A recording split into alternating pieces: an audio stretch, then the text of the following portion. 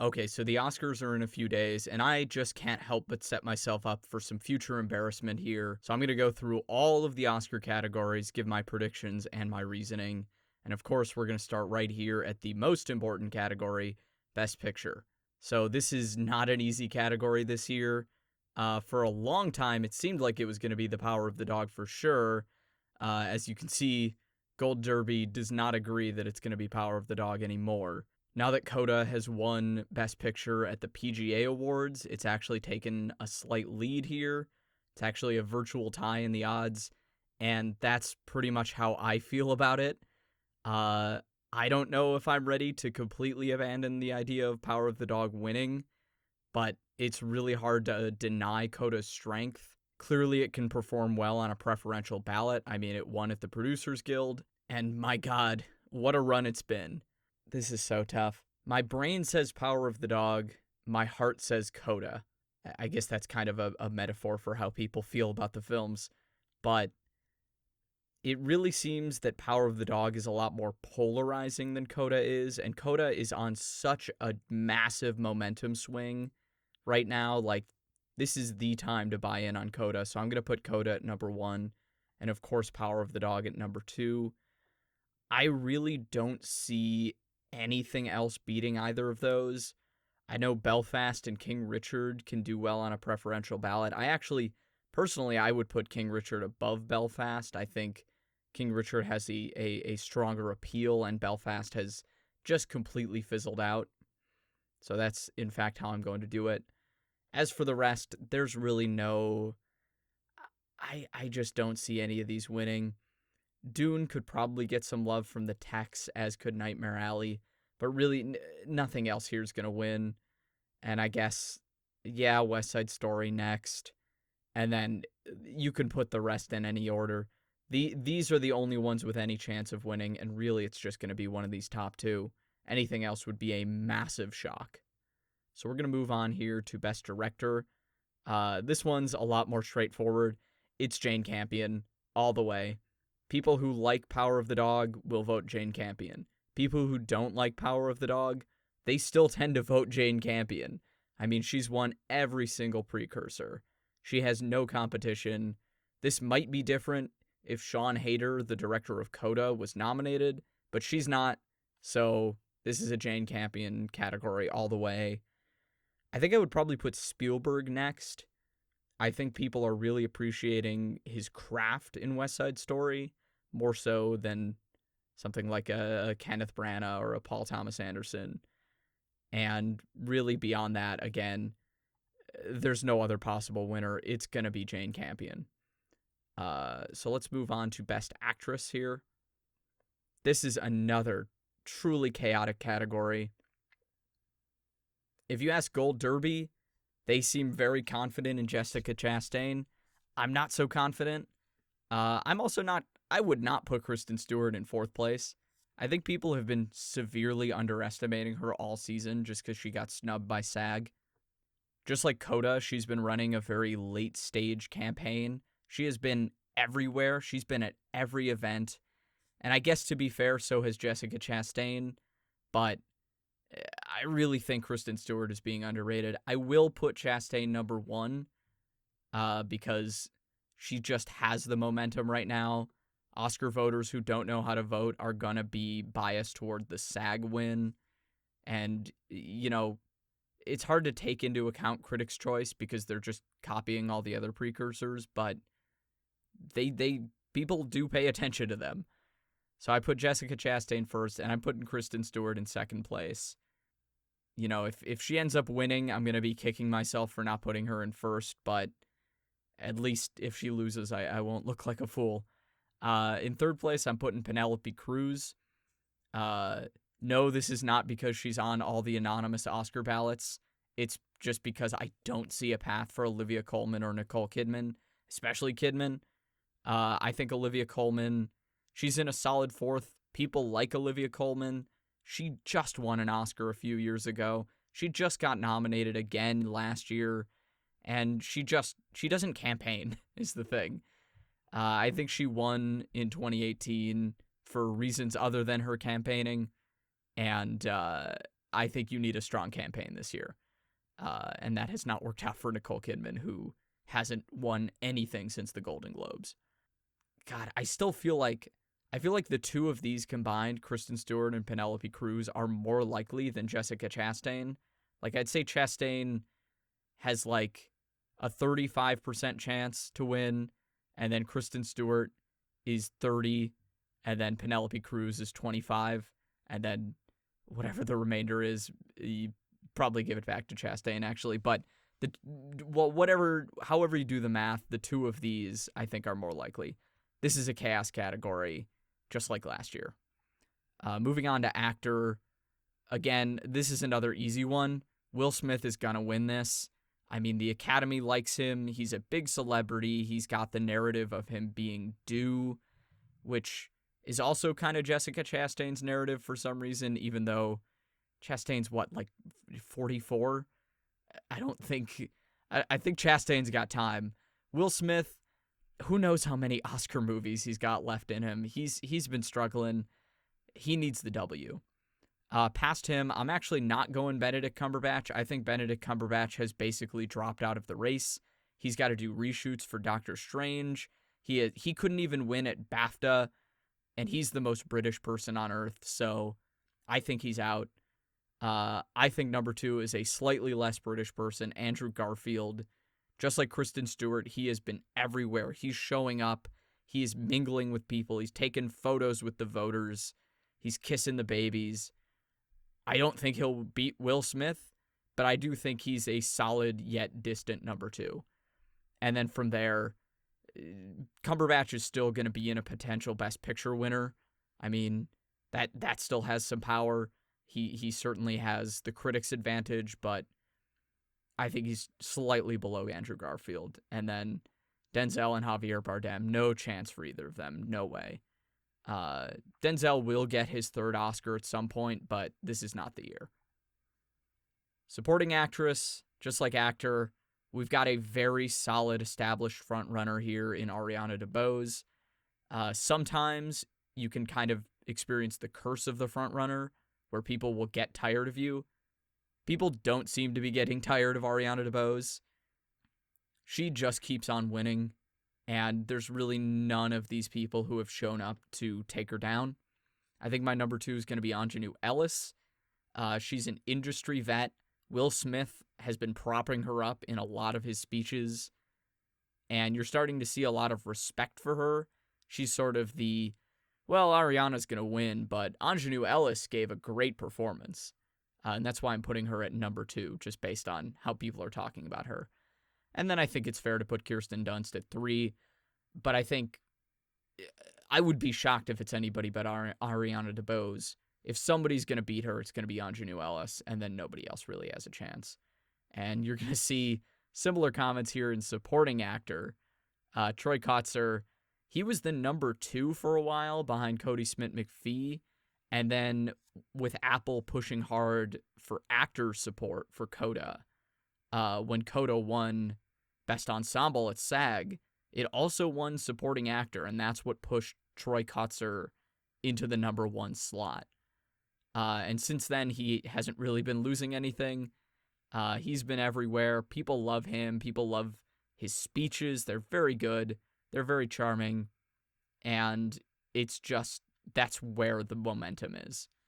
Then you would put Cody Smith-McPhee. Number 2, he's more of the critics' pick. And I think he's the only one with any shot of winning. I'd put him at maybe 10%. Troy Kotsur 90%, and then no one else. Absolutely no one else has a chance, especially Jesse Plemons or J.K. Simmons. Cody Smith-McPhee is also at a disadvantage because there's going to be voters who throw votes at Jesse Plemons. I mean, he got nominated after all, so somebody likes him, and any vote for Jesse Plemons is basically a vote taken away from Cody Smith-McPhee. Moving on to adapted screenplay, both of the screenplay categories are chaotic. We're seeing essentially the same matchup here between Coda and The Power of the Dog. And just like before, Power of the Dog led for a while, and now Coda is here to eat its lunch. And I can't imagine any of these 3 are going to win. At this point, it's just hard to imagine a world where The Power of the Dog only wins Best Director. But, like, what else is it going to win? Is it going to win Adapted Screenplay? Are they going to... there's so much love for Coda. But I think I'm going to go... This is going to be my bolder pick here. I'm going to go Power of the Dog for Screenplay.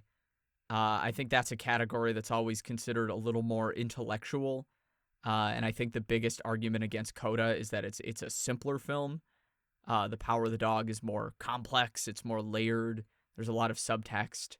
And the best way to reward that would be through Screenplay. I'm probably going to regret this. Because Coda won at WGA, but Power of the Dog wasn't eligible, so it's hard to compare the two. All that really says is that Coda is more powerful than, these other films, and some of these weren't even eligible at DGA, like Drive My Car wasn't there.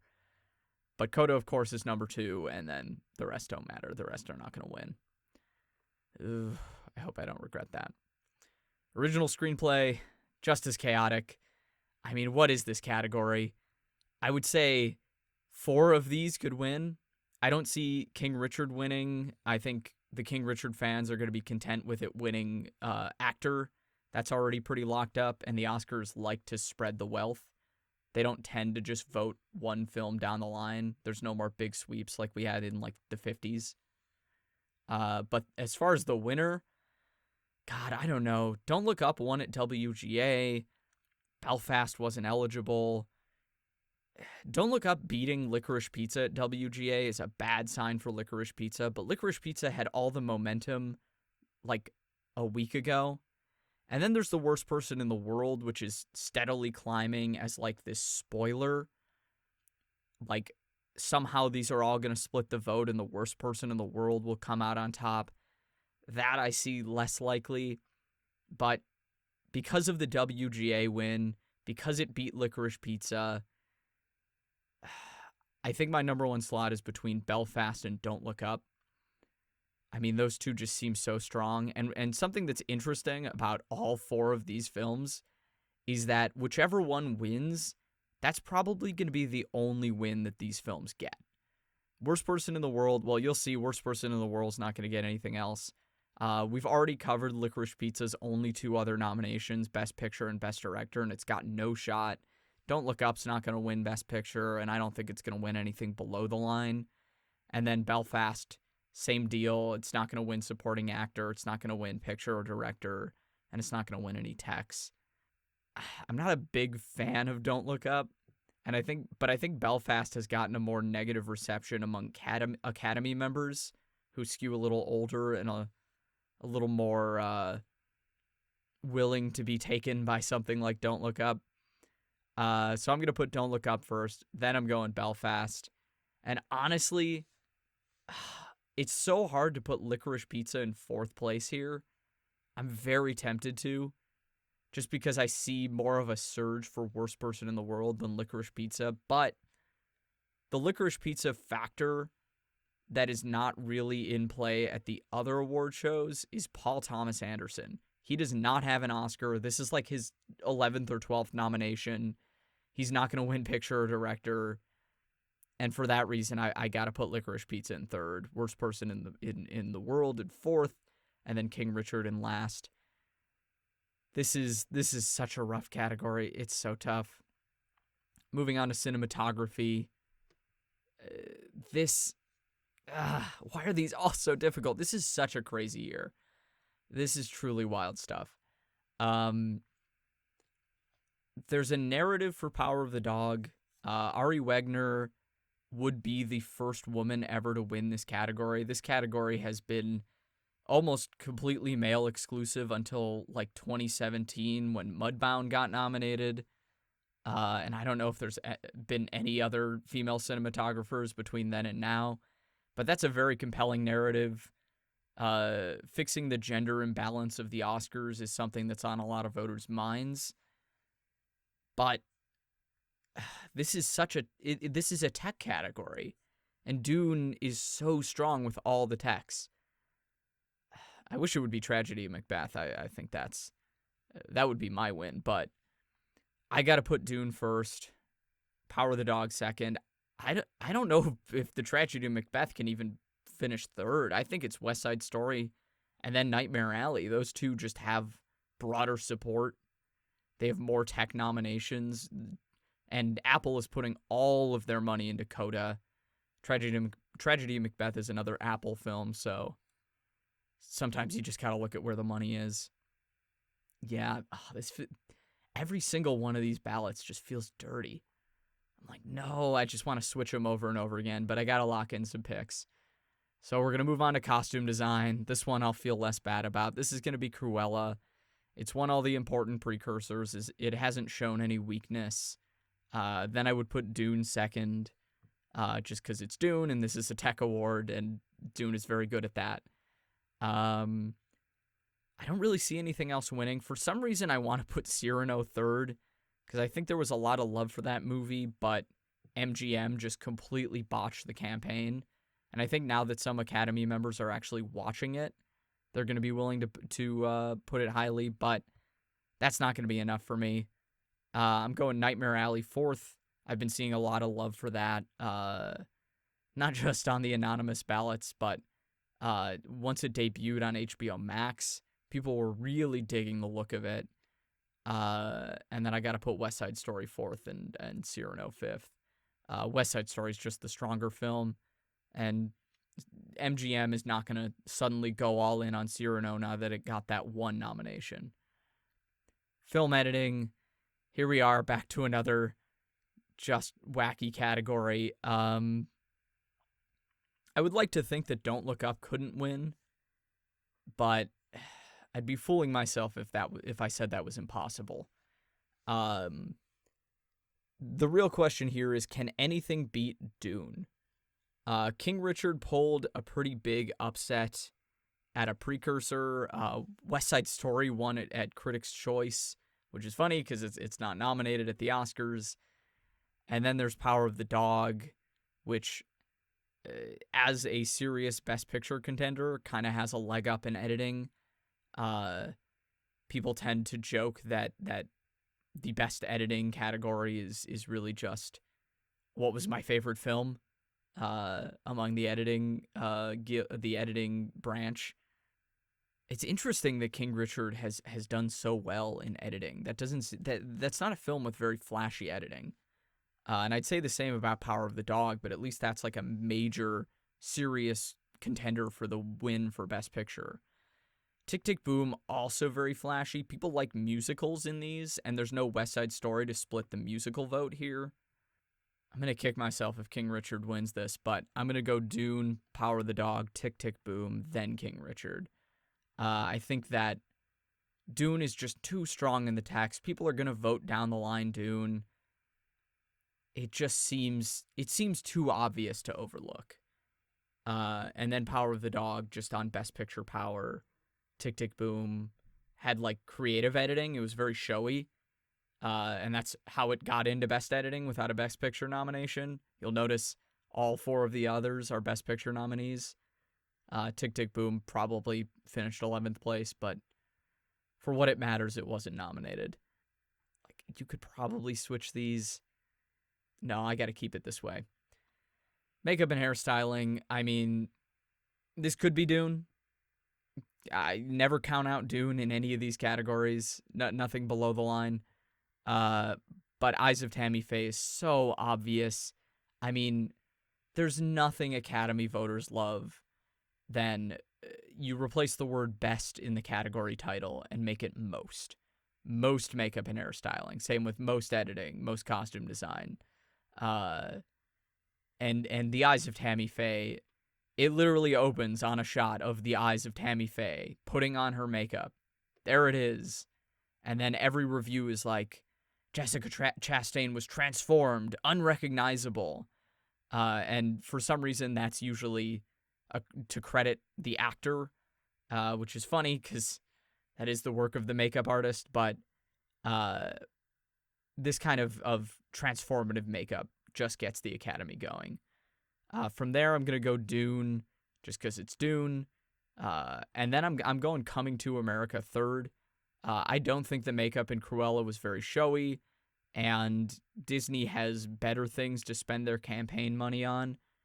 Coming to America, classic Eddie Murphy playing a bunch of different characters, Arsenio Hall as well, and it's really convincing. I think it's better than the makeup in the first film, which was also nominated. So I'm going that number 3, then Cruella, then House of Gucci, just because House of Gucci is completely dead. Nobody's campaigning for that thing. At least Cruella is going to win costumes, so somebody might vote for it. Who knows? Production design. This one is closer than I think people are giving it credit for. This really is the only realistic chance for a Nightmare Alley win anywhere. And I think there's going to be some voters who are, I've talked about spreading the wealth. I think there's going to be some voters who are going to look at this and say, well, Dune's going to win everything else. At least I can give Nightmare Alley production design. But on the other hand, some of the set design that they did in Dune, some of the footage from those bake-offs, it's really incredible stuff. And the fact that they used so much practical stuff, it's not the all CGI environments that we've come to expect in a big blockbuster. I think that's going to put the win over Nightmare Alley, Nightmare Alley is totally also very real, but Dune is just so strong. And then I'll put West Side Story, and I'll actually put Power of the Dog above Tragedy and Macbeth. Power of the Dog, if they both received equal campaigns, I think Macbeth would win easily. Power of the Dog is here on the strength of its Best Picture chances. But it's not even really worth going into. Dune or Nightmare Alley are going to win this. Maybe West Side Story. None of these two, no chance. Score. This one I'm more confident in saying that Dune is going to win this one for sure. The thing about Encanto is that this is not considering the songs. This is the instrumental score. And I know that there are going to be some Academy voters who disagree with that and are going to vote for it thinking that they're giving an award to Lin-Manuel Miranda. That is not the case. And I think enough of them will be aware of that when they don't see Lin-Manuel Miranda's name on the nomination sheet, that this is actually for the score. The Power of the Dog score is so cool and so creepy, but it's just not going to beat the Dune score. I mean, that's been everywhere. From there, I mean, these three, I really don't think they have a chance. I'll just go down the Gold Derby odds here. Parallel Mothers had a really interesting score, but I just don't think enough Academy members are going to be really watching that score and championing it the way that they're going to be talking about these two. And even then, I really think this is kind of a one-horse race. Unlike Best Original Song, this is a category where there is such a desire to give Lin-Manuel Miranda not only the Oscar, but if they give him the Oscar, he gets the EGOT, Emmy, Grammy, Oscar, Tony. And they want to be the ones to do that. I don't think any of the other three really have a chance, for the record. Even though the King Richard song is Beyonce and everyone loves Beyonce, the entire season has been these two. Bond songs have been doing very well lately. Adele won for Skyfall. Sam Smith won for Writing on the Wall, whatever that was. That was one of the more forgettable ones. And they just have such a good track record right now. And there's been a pretty good love for No Time to Die. I mean, for a Bond film at these Oscars. But it's so hard to ignore the Lin-Manuel Miranda factor. They're going to want, that's a W. The Lin-Manuel Miranda EGOT speech, that's going to get 20 million views on YouTube for sure. But so will a Billie Eilish Oscar speech. I just don't think the EGOT of it all is going to be enough, especially since he's got, so much stuff coming up. He's got The Little Mermaid coming up. I gotta go No Time to Die. And then I guess I'm just going Gold Derby order for this one. Yeah. Another one where this is 55%, this is 45%. Who knows? It kind of is a coin flip. Best sound, Dune, no question here. This is one of the techiest of the tech awards, not counting the next award we're gonna cover, which, spoiler, is gonna be Dune. Like I said, they like musicals when it comes to editing, and this category includes sound editing. I just don't think West Side Story is strong enough to take down Dune here. And then, yeah, this is a pretty firm lock, I would say. I'm not even gonna bother to order these because these are like Belfast for sound, Power of the Dog for sound. James Bond I get because that's loud and explosions and they like that, and of course West Side Story is a musical, but these two, no way. Visual effects, again, yeah, I spoiled it before. This is Dune. This is Dune's to win. No Time to Dune. No one else has a shot here. I can put these in any order. It's not going to matter. This is a hard lock for Dune. Just look at the visual effects bake-off and tell me they're not going to vote for that. Very easy win. Animated feature. There has been a resurgence for Mitchells vs. the Machines. I know that Encanto has been dominating the race. I know that. But the Mitchells vs. the Machines has been having this really interesting campaign where the main character of the movie is kind of openly campaigning. Like, they're putting out these billboards where she's like, Katie Mitchell says, consider the Mitchells vs. the Machines. And she's got, like, little doodles and stuff. It's really interesting. And I'd be a little disappointed to see such a unique campaign just kind of get crushed by Disney. And as much as I want to say Mitchells vs. the Machines is going to win, this is a Disney category, which is funny because it was designed to promote non-Disney animated films, but that quickly turned. Encanto's going to win this. I mean, every single voter with kids has been seeing this movie all day, every day. And of course, We Don't Talk About Bruno is such a big song everywhere. And, you know, if it were nominated, it would have won. Sorry, Lin-Manuel Miranda. That was the EGOT. Disney messed you up there. But yeah, Encanto's going to win. I'm putting Mitchells vs. the Machines second.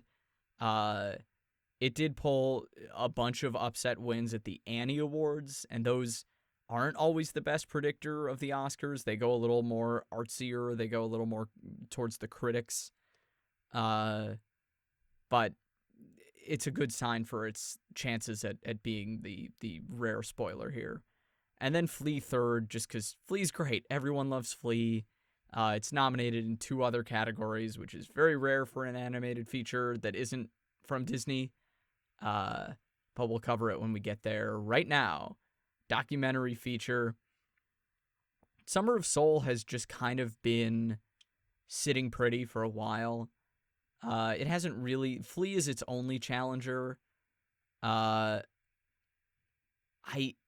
want to say that it's become stale, that people are less interested in it, and people are starting to see Flea.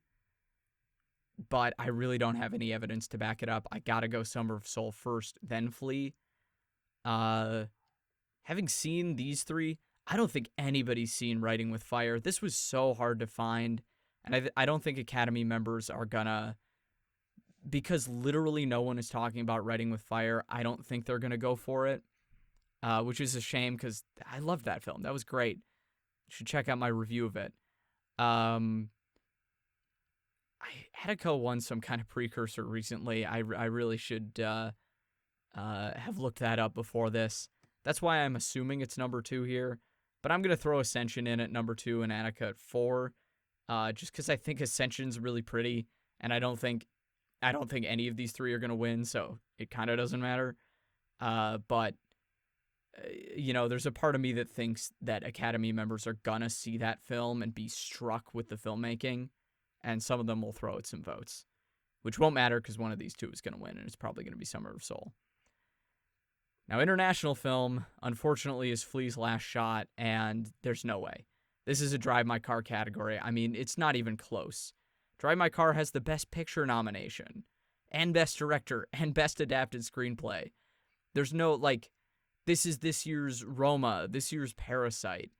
It's the international film that actually shows up outside of this category. And I know Worst Person in the World is nominated for Original Screenplay, but that's just not enough. Like, Drive My Car has a screenplay nomination and so much more.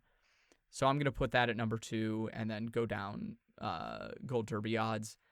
I thought Lunana Yak in the Classroom was great. No one's going to vote for that thing, though. No way. Not over any of these. And then we get to the shorts. God, these are tough. These are so tough. I saw these one after another at a screening, actually in a theater, and I was trying to pay attention to the audience reactions to them. Not that my audience is really going to be indicative of the Academy, but the films that really got reactions here were Affairs of the Art, Bestia, and Robin Robin, which I know doesn't narrow it down a whole lot. There are some people who are singing the praises of Box Ballet and The Windshield Wiper. I don't see how people are going to look at Box Ballet and not notice that it's the Russian film. And I know that the filmmakers had nothing to do with any of the Ukraine conflict, but they're going to be punished for it, and it's unfortunate, but Academy members don't always vote rationally. The Windshield Wiper is so pretentious. There's going to be a bunch of people in the Academy who vote this thing number 1 for sure. No way that I want to say it's not going to beat any of them. I think Gold Derby is overestimating it. I do think Bestia has better odds than the Windshield Wiper, at least. Just because it's so shocking and memorable. Like, and there's this image of Steven Spielberg holding the creepy little doll from it, which kind of made the rounds. I don't know how much Academy members pay attention to that stuff, but there were definitely a bunch of Academy members watching him hold the doll in person, including Steven Spielberg himself, who may be giving a vote to Bestia. Robin Robin is kind of Disney-esque, and this category is often dominated by Disney movies. It's the only like fun, uplifting one. So I think anybody who thinks an animated short has to be cool, like fun, or friendly to children, they're all gonna vote for this one. But it's like 30 minutes long. It would be the longest ever winner. Well, not the longest. Would it be the longest winner ever? It'd be the longest in like 20 years for sure. This category skews much shorter than the other two. And for that reason, I'm gonna call. This is gonna be a complete called shot. Bestia number 1, Robin Robin number 2. And Affairs of the Art is very, very visually cool. Some of the people involved are friends of the Academy. I think people are gonna see like it's like 26,000 unique drawings were made for this short or something like that. They're gonna like that. And then I'll put Windshield Wiper 4, Box Ballet dead last. Doc short. This one's a lot easier. Queen of Basketball is just, like I mentioned, paying attention to the reactions of my audience. Everybody loved this film. This was so popular. And who wouldn't? I mean, you can watch it. It's on YouTube right now. It's a great little film. And it's about Lucia Harris, and she died recently. I mean, how can you not want to give her an Oscar in her memory after watching that film? And then number 2, I'm going to put Audible. I don't know why 3 Songs for Benazir is this high. Netflix is definitely going to back Audible more. That's more of a crowd pleaser. That has more wide appeal. And I really don't see how anything else can beat it. I'll actually go Lead Me Home number 3. That's the saddest one, and sometimes that wins. And then the other 2, I don't see a shot. I definitely don't see a shot for When We Were Bullies. That's been getting a lot of negative reaction. And I mean, it's going to be one of these two, and it's probably going to be Queen of Basketball. This is the most secure I am in any of the shorts. And then finally, our last category, live action short. This is another tough one. they've got A La Kachu at number 2. That's very interesting. So something I've been saying since I saw all the shorts is that Please Hold is being criminally underrated here. Not in terms of the quality, I mean in terms of its chance to win. Please Hold is somewhat similar to Don't Look Up, but more importantly, it's similar to some of the previous winners in this category. There was a film called Skin, which, if you want to see some weird shit, go look up Skin Oscar nominated short, and then you'll say, wow, that won the Oscar. And then last year there was a film called Two Distant Strangers, and the thing about both of those is that it was a very heavy-handed social message, one that many have called exploitative and more of the Hollywood-ized versions of real social issues.